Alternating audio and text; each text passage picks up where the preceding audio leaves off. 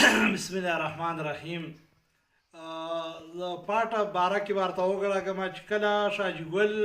ایمینیو په 2018 کې ټول سیاستدان او ټول سیاسي پارټۍ او ټول پارلیمنت په یو اتفاق باندې کړه 25 آئینی ترمیم یې منظور کړ چې په هغه کې وعده کړې پارلیمنت 25 آئینی ترمیم کې چې کال کې به قبایلو له کوم 224 ارب روپۍ ورکو چې 15 کالو اوس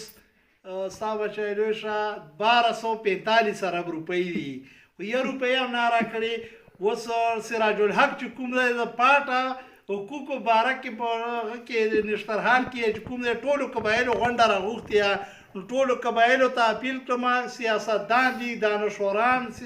صحافیان علماء کرام چې هر مکاتب فکر دي نو لپکار دي چهارشنبې په ورځ په 2 بجې نشترحال له راشي چې خلکو ته دا پته ولګي د قبایلو حقوقو باره کې قبایل ډېر پسماندهی سړکونه نشته بجلی نشته کالجونه بند دي اسپتالونه بند دي یه روپۍ کار په قبایلو کې 15 کاله نه شوی په 100 کاله کې نه شوی نو قبایلو راشئ او خپل حقوق وپېژنئ چې ستاسو حق څه چې پته ورته ولګي. والسلام.